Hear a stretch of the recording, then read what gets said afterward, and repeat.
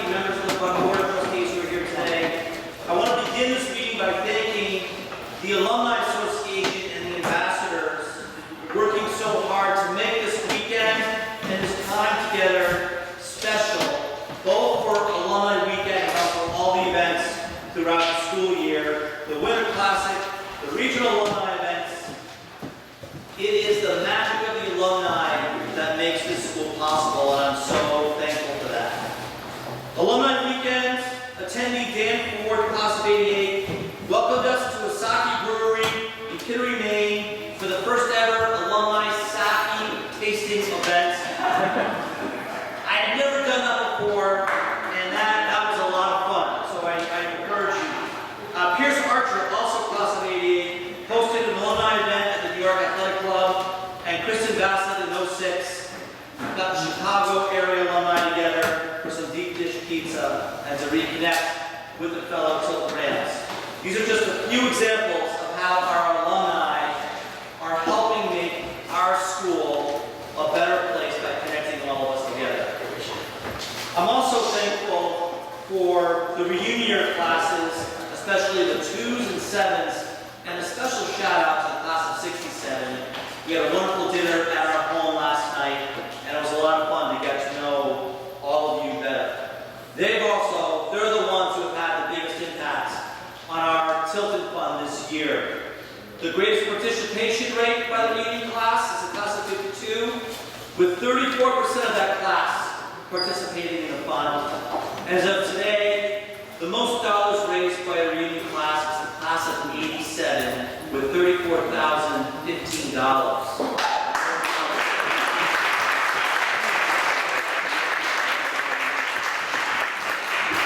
The most new donors by class is too soon to call. It's neck and neck with 12. See you all there in the back row. And the class of '87, you're neck and neck. It closes on June 30th. I encourage everyone to participate in any way that they see fit to support the Tilton Fund and all the work that we do here. Before we get to the Alumni Awards, we must vote on the proposed Tilton School Alumni Association bylaws and the head class ambassador. To reflect the evolution of our alumni volunteer structure, the association bylaws have been amended. And what I'd like to do now is to call a vote to accept the amended bylaws. Can I have a motion for someone to accept the changes? So moved. Thank you very much, Mr. Black. Point of information. Any discussion, Daniel? The nature of the changes, which were distributed by email to everyone, is reflecting. Only because I love it. Yeah, thank you. They reflect a new structure with the primary focus being class ambassadors that focus on bringing everyone back. That's the substantial change. That is. Any other further discussion? All those in favor of the adoption of the alumni bylaws say yay. Yay. All those opposed? They're passed. That's the one thing I had to do all weekend, so I'm pretty excited about that. As part of the volunteer restructuring, we call for nominations for the head class ambassador in the alumni newsletter. The head class ambassador is a key member of the Alumni Association who assists Tilton School with building a strong alumni body. The head class ambassador's term will run from July 1st, 2017 to June 30th, 2019. The nomination for the head class ambassador is Melanie Martin, class of 1983. She came to Tilton in 1980 as a boarding student from Falmouth, Mass. And while a student, she was involved in many areas of the school.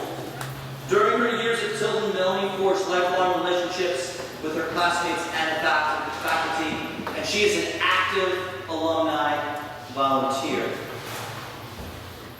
Beginning in 2009, she became a member of the Alumni Association and the Alumni Council, and during her 7-year tenure, she served as its president from 2009 to 11.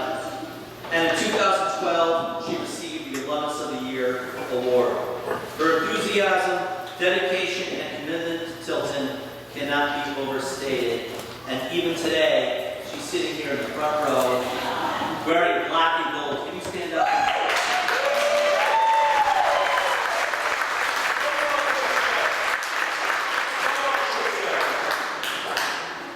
Melanie works for a coffee company, and if you get to know her well, she can hook you up. Something I truly appreciate. When she's not traveling for work, she can be found traveling for pleasure, swimming or volunteering for her church. Melanie is now formally nominated to the role of head class ambassador. All those in favor of the appointment, please signify by saying aye. Aye. All opposed? There's always one. How about you guys?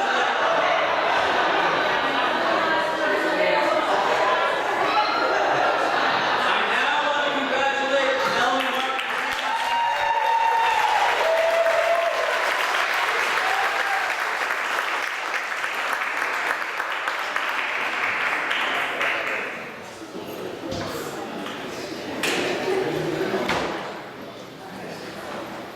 Today I have 3 alumni awards to present. An inductee to the Artisan Hall of Fame, the George L. Clinton Award, and finally, Alumnus of the Year. I'm going to begin with the Artisan Hall of Fame induction. The Artisan Hall of Fame Award, created in 2010, celebrates the creative achievements of a Tilton School alumni or a current or former faculty member in the visual, performing, or literary arts. This award looks to inspire current students to aspire to live and work in any field of the arts. This year's Artist Hall of Fame Award winner was the catalyst behind the creation of this award in 2010. Alumnus and current faculty member Eric O'Neill started at Tilton as a sophomore in the fall of 1994. While he was a student, he participated in cycling, outdoor leadership, theater, and most notably, JV basketball. During his time here on the Hill, he was also awarded the +5 Outdoor Award, the Fine Arts Prize, and the Kaufman Performing Arts Award. After graduating from Tilton in the class of 1997,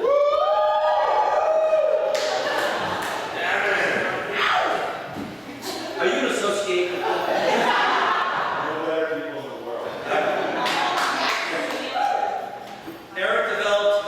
Continued to develop his artistic skills at the Maine College of Art, where he received his BFA in printmaking. Eric has spent the last 17 years teaching arts at various schools. During his time in Portland, Maine, he was active with the Portland Museum of Art. Utilizing his artistic talents, he works in community programs such as Artist Fit as a Mentor, Family Fridays, and Portland's First Night festivities. Eric returned to Tilton to teach in 2008. During the last 9 years of Tilton, he's been responsible for starting an Artist in Residence program and the first AP Studio Art class. He is currently teaching Studio Arts and is the +5 Director of Art and Culture.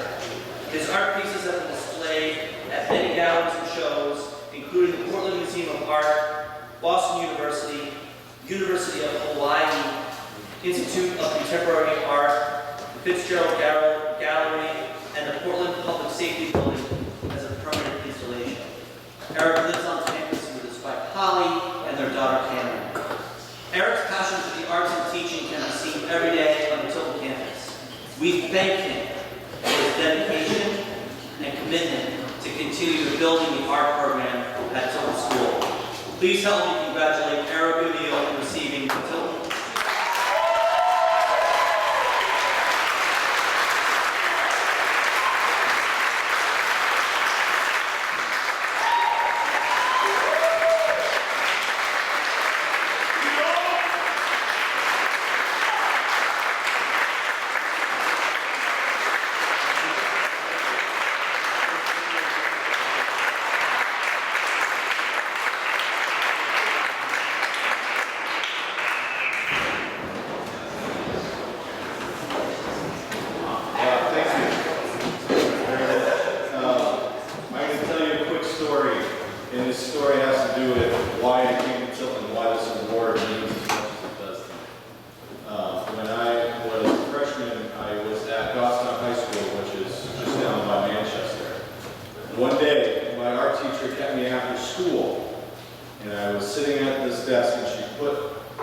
stack of artwork from the year in front of me. And she said, I hear you want to make, or you want to go on to a career in art. I said, yeah, that's art, it's what I love, it's what I do. And she ripped my work in half, put it together, put it in front of me, and she said, study math and study English and forget about art. Obviously, this devastated me coming from a teacher, and just like that's who I defined myself as. That was like, I wasn't an athlete, I was like, I was the art guy everywhere I went. So my father took on the Congregational Church here in Tilton, and I started at Winslow High School. And very quickly at Winslow High School, I realized I don't fit in here. And everyone told me about the preppy school. There's another school that the only thing that you have to do to go there is dress in a suit and tie. And that's the town we saw at Tilton. So I did. I put on a tie. I walked up the hill and walked into admissions and said, I want to go to school here. And the woman who was running admissions at that time goes, who are you? Totally baffled. So I told her my story. I told her this story that I'm telling you right now. And she said, okay. She went in the other room. She called up one of our, on a hill. Tilton. She set up a tour real quick, and then she called the art teacher to come over. So she shows me around the school, and every single step I'm taking, I'm like, yes, yes, yes. And I get back, and I meet Chris Graham, who was the art teacher here at that time, and then I see my dad, and he just kind of looks up at me and he goes, so, went on a trip today, huh? So, he's like, this trip's going to cost me. Financial aid was closed at that point. But I think Chris, along with Tilton in general, was the biggest impact on me because, for those of you who don't know Chris Graham, he was an All-American lacrosse player and printmaker at St. Michael's. So he bridged the gap of athletics and arts, which was weird enough in the 90s, never mind when he did it when he was a kid, you know. So he was a big role model to me, and it was just like, everyone was like, how can somebody do that to you? And through my course here, all the teachers that I had, someone still here, like Coach H there, sophomore English teacher, and these people, it made me say, why would a teacher tell a kid that they can't do that? I understand the difference between being realistic and being like devastating, and that was not a realistic thing that she did to me. And so that's what made me want to be a teacher. I knew right after my sophomore year I was going to be a teacher. And I knew I was going to be a good artist because my first parent-teacher conference with Coach, he puts his feet up, we were in the basement of Pfeiffer, he puts his feet up on the desk and he looks at my dad, points at him and then points at me and he goes, I knew your son was an artist the first day I read his homework. And my dad's like, what? And he goes, he has the most creative spelling I've ever seen. The people who have to read my grades and comments still say that to me.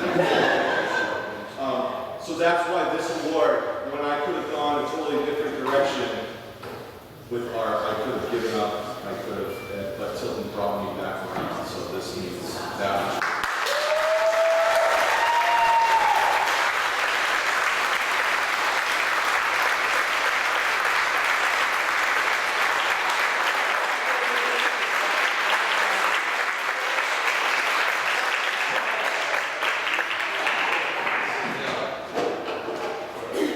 Congratulations, sir. The George L. Plimpton Award is named for George Lincoln Plimpton, who served as headmaster of Tilton School from 1896 to 1929. He was a member of the Board of Trustees until 1945. His leadership and vision shepherded Tilton School through half a century of incredible growth. Since 1953, Tilton School has recognized the outstanding achievements and significant contributions to society of its alumni with the George L. Plimpton Award. Patricia Black Kelly, class of 77.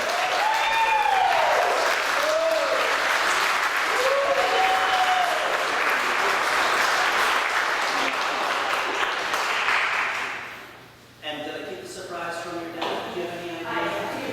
Yes. School in the fall of 1975 as a sophomore. She's the daughter of Tilton alumnus and 2016 Alumnus of the Year Award recipient, Robert Black, 47. Due to her father's scientific experimenting reputation and a particular toilet exploding incident, Headmaster John McMorrin may not have known what to expect with Trish's arrival. Her first few weeks at Tilton proved that transitioning from a large public high school may not be seamless. Trish's initial instinct was just to survive, as she quickly learned that simply turning in assignments was not going to be enough for her to succeed at Tilton. Gradually, Trish adapted to the Tilton experience, realizing that assignments were more challenging, expectations higher, and that the small, close-knit community of Tilton left her no place to hide. She fully embraced the community, studied harder, and sought the support of those around her. Over time, the structure of Tilton helped Trish form better study and learning habits. And according to her, quote, "Tilton is part of my heart and soul. I'm eternally grateful to Mr. Mack and my parents for offering me the opportunity to be here," end quote. During her 3 years at Tilton, Trish played tennis and women's soccer. She was active in theater and the Tiltonian. Trish also served as student council president and also as a proctor. Beyond Tilton, Trish started her post-secondary education at Gettysburg College. During her time there, she completed a semester at sea on the tall ship Harvey Gamage, sailing from Maine to the U.S. Virgin Islands. And upon her return, she transferred to Indiana University of Bloomington, where she received a dual degree in forensic studies in English in 1981. During her time at IU, she was a member of the women's varsity soccer team and Chi Omega. After graduating, she enrolled at Tulane University School of Law, where she graduated in 1984 with her Juris Doctorate with an emphasis in maritime law. For the majority of her career, Trish has fought for the welfare and well-being of children. Following law school, Trish worked at the New Orleans Parish District Attorney's Office as an assistant DA. Her responsibilities included felony litigation, brief writing, and trial court writing focusing on child abuse and sex crimes. Currently, Trish is counsel at Siegel and Black, the Child Law Group. She represents parents and children in special education proceedings, child welfare law, and mediation services. Trish and her husband Brian have been married for 30 years and have 2 daughters, Elizabeth and Sarah. In her time off, she likes to travel, hike, do yoga, and to be with her family and friends. I am so honored to present this year's George L. Clinton Award to Patricia Black Kelly.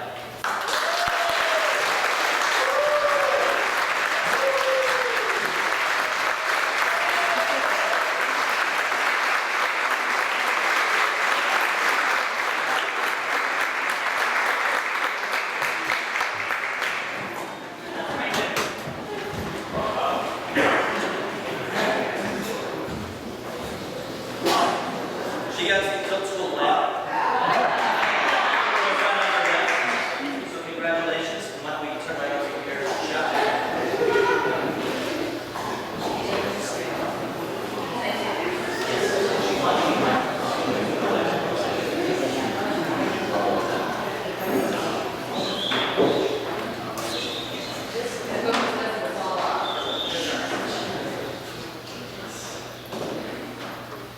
Peter didn't tell you when he offered me this award, I said I couldn't possibly take it because I hadn't done enough with my life. And I don't say that to be obnoxious or in any way, I guess disingenuous. I just don't feel like I've done enough yet to be deserving of the award. But he coaxed me into it. He said it would make my dad ever so happy. And so I am incredibly humbled to receive this award. My glasses on now. There is no higher honor I would ever wish to receive from this school than an outstanding contribution to society. I have to preface this by saying I went to law school to become a very fancy maritime lawyer. I visualized really intriguing salvage cases, being airlifted to investigate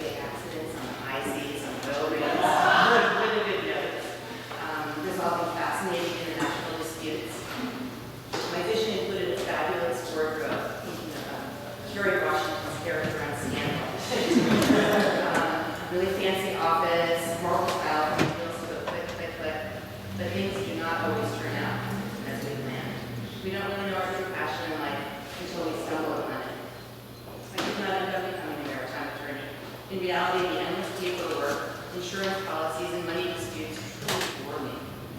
I also found that lawyers rarely go to oil rigs and drop in to take related notes. But what I did end up doing is finding my true passion, defending the rights of the most important and least heard voices, the children and the disabled, often the most impoverished and most disenfranchised members of our society. But how does this all relate back to Tilton? Tilton taught me, without my even knowing it, that there is great potential in everyone if someone can take the time to make that individual feel valued as a human being and provide an avenue to tap into that person's potential. And that's what Tilton did for me. My journey, as Peter noted, started 30 years before I was even born.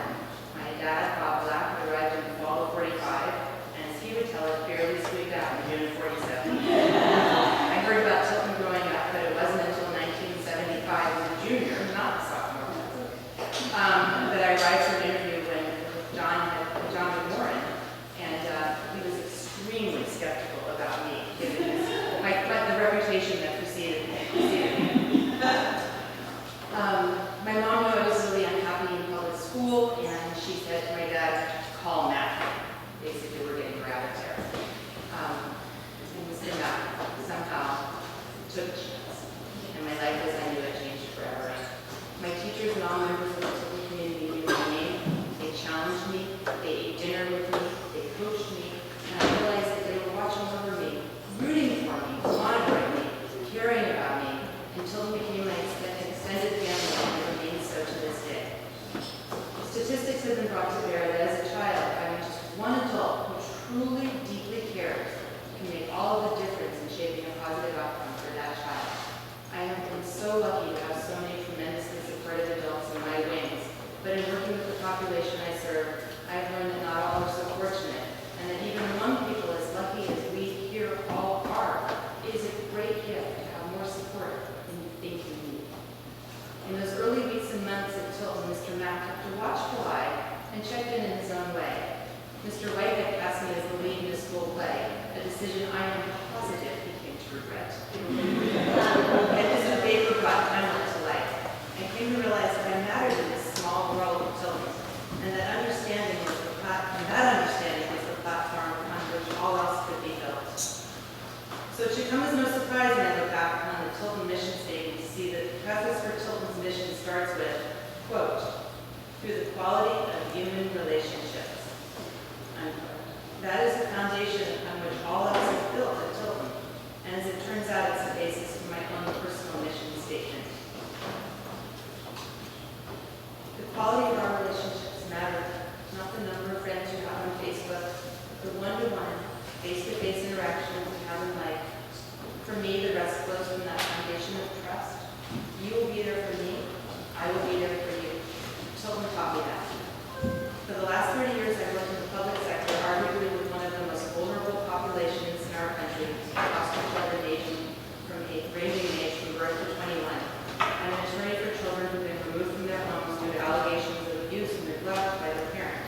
As anyone who works with children knows, without first establishing a trusting relationship, nothing will flow. I've represented hundreds of children, some of whom never return to their family of origin and linger in foster care with no permanency. What I can state with certainty is that the children, despite family circumstance, are fortunate enough to have one person, a teacher, a mentor, a coach, who truly believed in them, are the ones with the best outcomes. And it all goes back to the quality of relationships and someone believing in our potential. And that's a gift Tilton gave to me. This quote compelled me. Every day, in 100 small ways, our children ask, "Do you hear me? Do you see me? Do I matter?" Their behavior often reflects our response. If we are lucky enough to be on secure footing in life, it is an added gift to be able to give back in some way. The giving of time, of money, of expertise, of your friendship, of listening and compassionate ears, both a gift to the giver and to the recipient. I sat in this very chapel on Lord's Night senior year. I went back to my dorm empty-handed, fighting back tears. I was not an athlete. I was not a scholar. I was not an artist. And it should not have been a surprise that it was just not my night.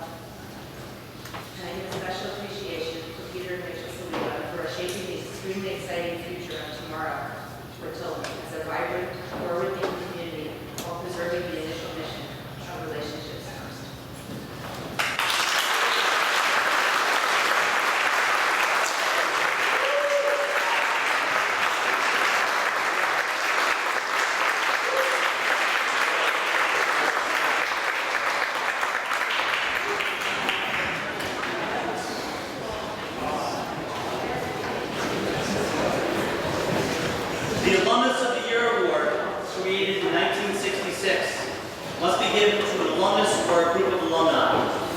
This award is presented to an alumnus who has made an outstanding contribution to his or her alma mater. Such contribution could be that which has had an impact on the school in a relatively short period of time, or perhaps a less dramatic but substantial impact over a long period of time. Captain John W. Crawford, class of 37.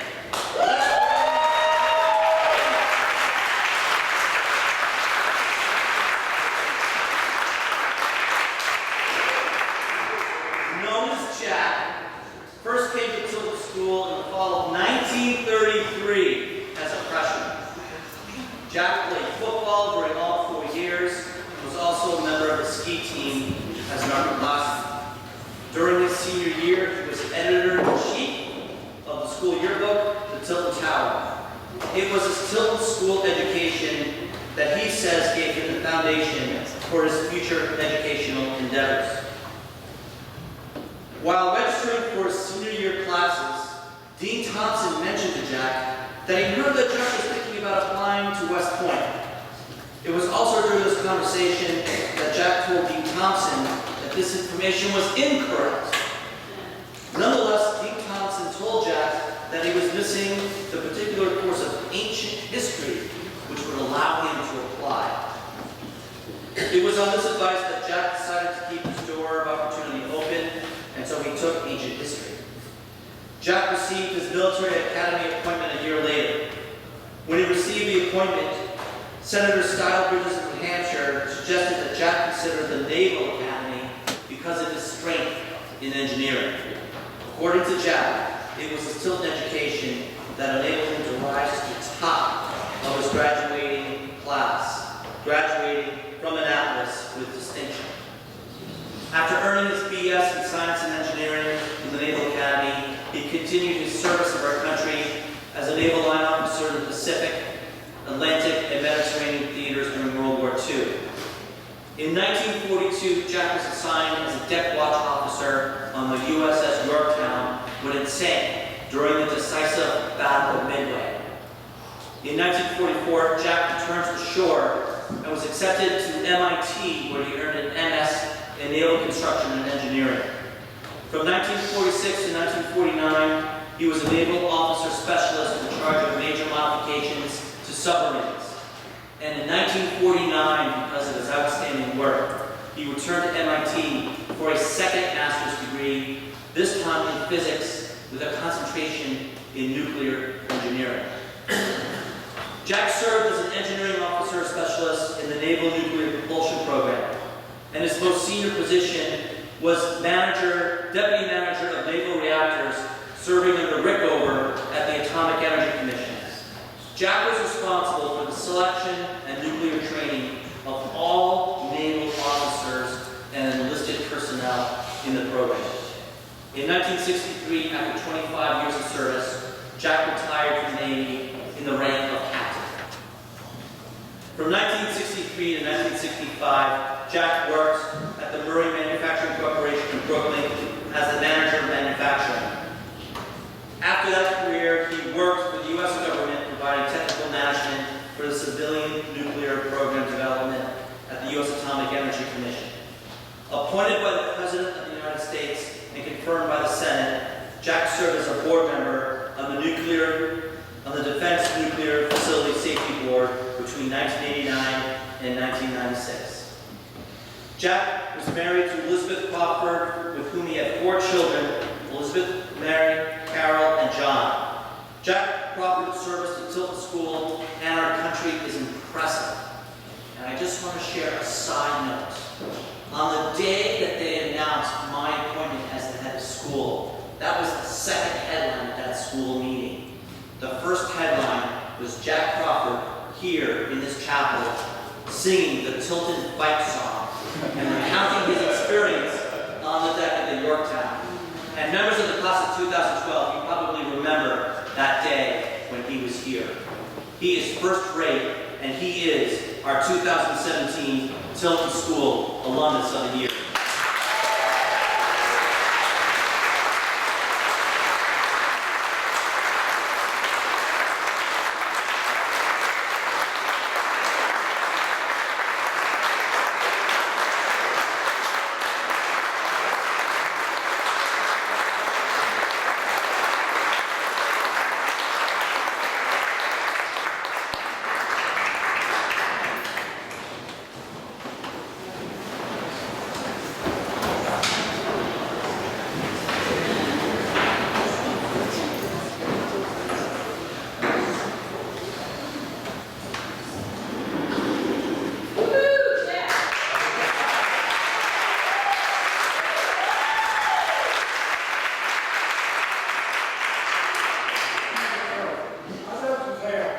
brief first about what I have discerned since Dr. Saliba took over the management of this wonderful school. When I was a freshman here, together with other freshmen, we wondered about the seal, the model, and we got our Latin prof to give us he questioned the self-translation. It goes Quanti S. Sapira, and he translated that as, how great it is to know. It's still up there, as Dr. Saliba pointed out to me this morning. I said, I noticed that we made a change here. It isn't just that thing, it's a new formulation, the power of potential. Now, for a physicist, that translates immediately. It means what you do with the knowledge you have. And that's what I see the great thing about Tilton School now. It's not content to accumulate knowledge. It knows that what counts is what you do with the knowledge. And I'm sure that under his mentorship, that Tilton School will continue to progress and be an ornament among the Carver schools in the United States. Thank you.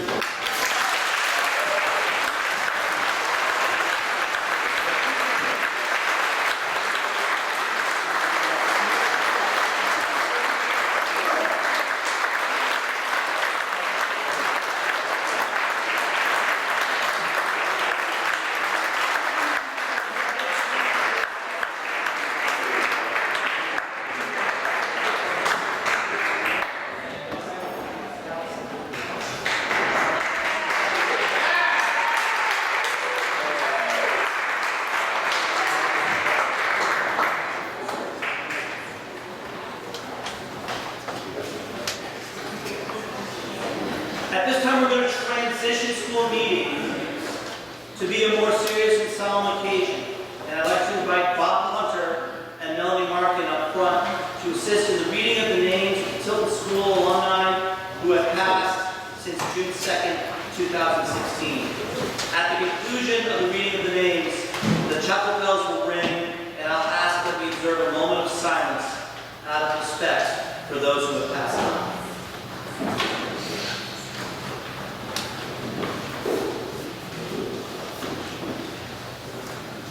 Probably wondered why I'm up here. I got to do a check just to appreciate being on the same platform. Keep with you.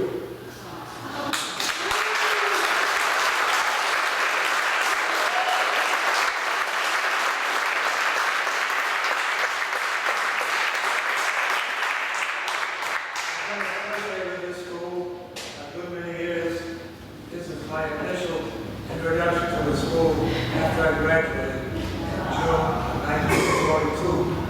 I was head of the Marine Corps for several years, and I've been back to school, I think, probably, they say I've attended almost 7 years I've been here, attending the reunion.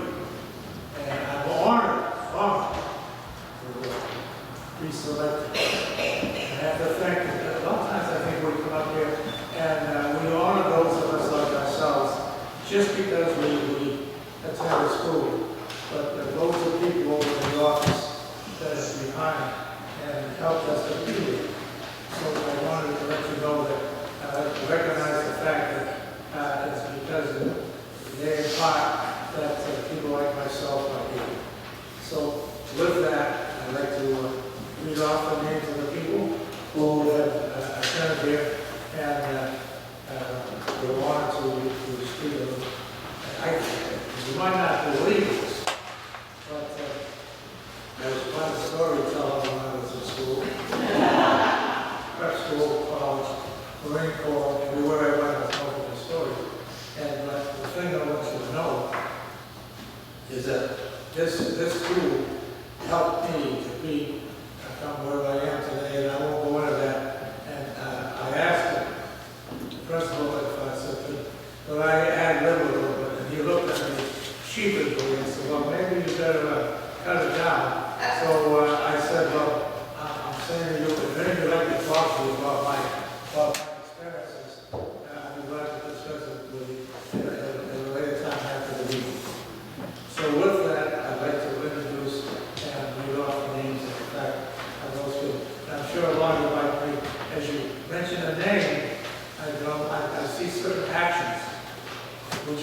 associated with him that allowed me to remember, and you won't believe this, but I can remember the facial expressions and some of the comments, even a few flags that we had, and most of all, we were all able to graduate this fine school.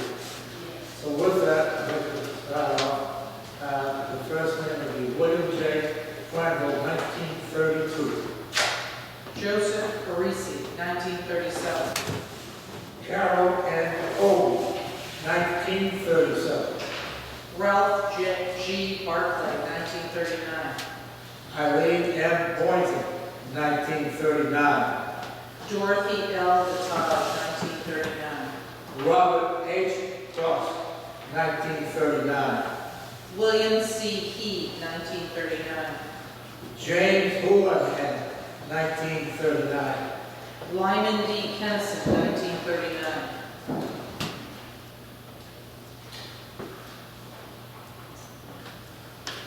Somebody got my pages. I'm only kidding. James C. Lane, 1939. Malcolm P. Robinson, 1939. Edwina Stetson, 1939. T. Edmund W. Thomas, 1939. David P. Thompson, 1939. Richard H. Vanderwater, 1939. Harry H. Briggs, 1940. James P. Carlton, 1942. Thomas A. Robbins, 1942. Catherine S. Duffett, 1942. Lloyd Murphy, 1942. Alan J. Eatsy, 1942. Russell C. Boba, 1942. Roy E. Harbor, 1942. Carl G. Harrod, 1942. Philip W. Jefferson, 1942. William F. Moody, 1942. Herbert R. Olson, 1942. William E. Roberts, 1942. Edwin F. Sargent, 1942. Erland L. Seawards, 1942. Hazel N. Spear, 1942. Henry P. Beaver, 1943. Harold P. Burke, 1943. Robert B. Cleveland, 1943. Vito P. Copey, 1943. Joseph A. DeNuzio, 1943. Thomas F. Dorsey, 1943. Curtis A. Eaton, 1943. Calvin C. Collinsby, 1943. Sanford A. Post, 1943. Charles W. Livingstone, 1943. Donald R. Mann, 1943. Maurice W. Moore, 1943. Frank D. Namo, 1943. Charles D. Stevens, 1943. Wirt C. Thayer, 1943. Richard D. Grossman, 1944. William T. McIntyre, 1944. Joseph J. Swetla, 1944. Blair G. Rundrich, 1945. William E. Emerson, 1945. L. J. Feldman, 1945. James B. Garrity, 1945. Marvin S. Hirschman, 1945. Gregory Calambalis, 1945. John P. Rellis, 1945. Robert H. Smith, 1945. Samuel D. Sutter, 1945. Elwin W. Dean, 1947. Alan R. Hanna, 1947. A. William Reese, 1947. Greg D. Olson, 1948. Joseph J. Freeman, 1949. John P. Orr, 1950. R. Donald McGaffin, 1950. Walter R. Johnson, 1951. John E. Cheney, 1952. Thomas W. Ryan, 1952. Philip T. Richard, 1952. Richard D. Zalman, 1952. Edward T. Fite, 1954. Charles R. Fuller, 1955. Lee O. Fletcher, 1956. David W. Fisher, 1957. Robert C. Sudermeister, 1957. William N. Patty, 1959. Daniel F. Sullivan, 1959. Robert N. Garrett, 1960. Stanley Kessel, 1963. Carl J. Allison, 1966. David H. Chippia, 1967. Paul C. Sills, 1967. Richard D. Norcross, 1968. Robert C. Hoffman, 1970. William O. DeBerry, 1972. John E. Nudge, 1975. Christopher J. Whitney, 1997. Jenner C. Bryant, 2010. Former faculty member Janet Baker Carr. Former faculty member Herbert R. Davis. Former faculty member Remy Steves. Former faculty member Remy Stevenson.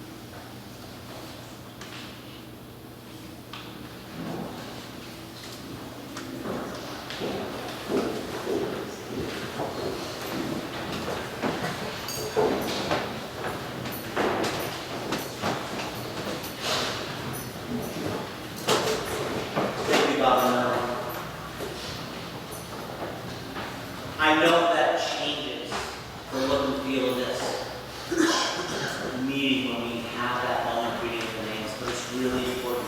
It's really important to hear that and to understand that we're all a part of, that all of our names will be read in this chapter. Before we depart, I want you all to know that the alumni soccer game will begin following this meeting on Birch Field.